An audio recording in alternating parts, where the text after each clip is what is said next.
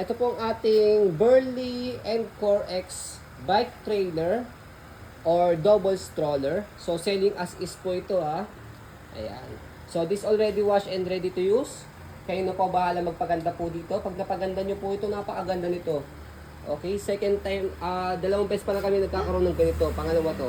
Okay, yung isa kulay blue. Okay, so ito po yung details sa 1x1. Kaya napakabihira namin magkaroon ng ganito.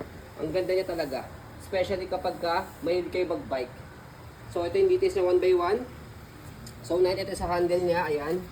So yung handle niya wala namang siyang tear and then aluminum na po siya. So foldable po siya, adjustable. Ayan, okay. Fold. Ano fold pala? Okay, so next natin ito yung pinaka-cover niya. Ayan, so nag-fade na po siya as you can see sa video, kitang-kita naman. Na-stuck up yan sa araw. Okay.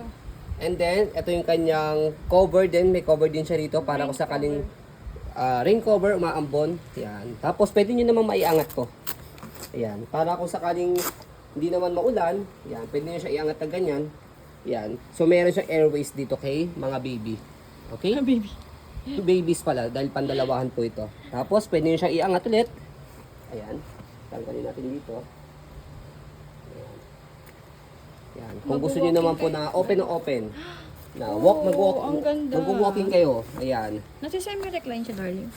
Ayan. So, hindi niyo na gagamitin yung pang bike. So, ito yung connector niya, pang bike po ito. Pero, nakalagay pa rin siya pagka gagamitin stroller. Ayan. So, safe naman po ito. Kahit dalawa nakasakay dyan, hindi yan tutumba. Ayan. Okay? Kasi ito, nasa center. Support. Oo, nasa center siya. Okay? So, may mga accessories kasi na binibili na ganito sa harapan. Pwedeng ganito, dalawa. Pwedeng yung gulong niya mismo rito, dalawa. Okay, but this time, ang available namin ito. Yung connector niya para sa bike. Ayan, ito siya. Okay?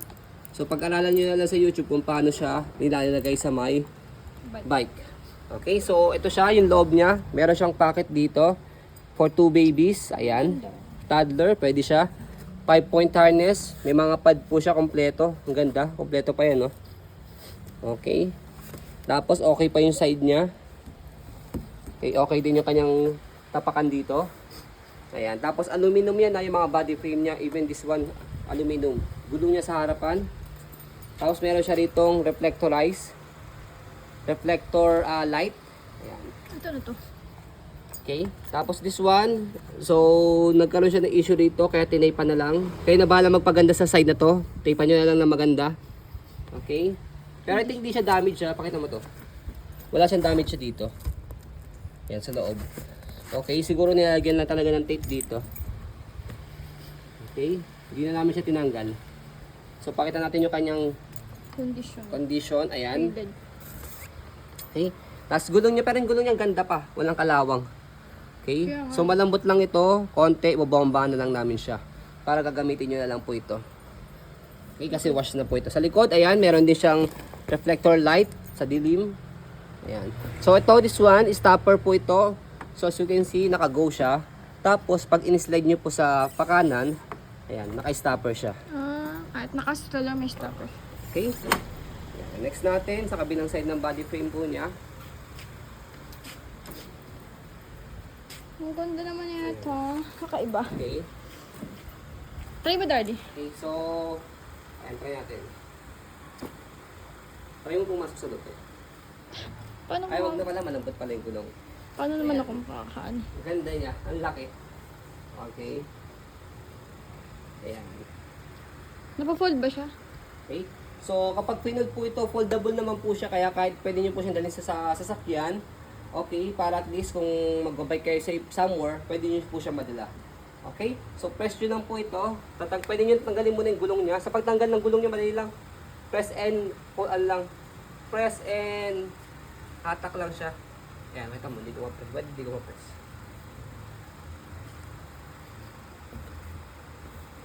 I-picturean pa natin, itatanggalin mo na.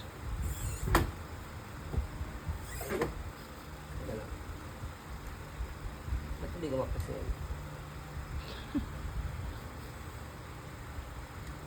Ayan, hindi ko siya ma-press. Ba't hindi ko siya ma-press yan? Press mo na siguro. Then ho. Baka dito sa kanya.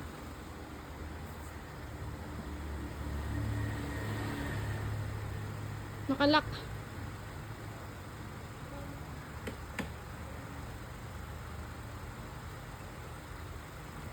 So, paano best pa lang kasi namin ng ganito, pagkakaba ng ganito, kaya inaaral pa rin natin.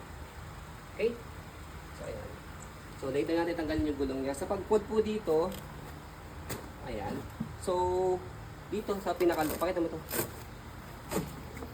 Sa pinakaloob, ito. Ay, pwede pa lagayan dali din. May lagayan pala ng gamit. Ayan. Oh, sa loob. May space pa pala. Oh. Tapos, pwede nyo siya by the way ihiga. Ito. Oo, nahihiga. Ihiga nyo siya ganito dito. Paano? Oh, tatanggalin nyo lang to. To, tapos dito. Ay, hindi. Ito lang pala. Tanggalin nyo lang to kasi automatic baba naman yan. Yan. So, yun lang. Tapos, bababa nyo po ito. Yan. May button siya dyan. Yan. Baba nyo siyang ganyan. Tapos, ito yung pinaka-handle niya. Baba natin siya. Yan. Wow, ganda lang siya ka-easy. Oo. Tapos, tatanggalin na lang natin yung gulong niya. Pati yung kanyang harapan. Para hindi bulky sa sasakyan. Kaya naka-fold siya ng ganyan, flat sa may sasakyan. Okay? Kapag binalik natin ulit, ayan. Okay? Meron din naman sa YouTube kung paano po ito assemble. Ayan. Madali lang din naman siya. Pang trailer talaga to. Good sa mga bundoks to. Wala. Ito yung bundok. Isip pa ba? Pansada lang to. Bundok. Mga bundok, mga ano. May kasama kang bata. Bundok. Mamumundok ah. Ayan. Okay? So, yun na naman siya. Ganun lang siya kadali i-assemble. Diba? So, ayan po, as you can see, very details po kami. Sa po pag video kasi kami siya policy no refund or exchange. What you see is what you get.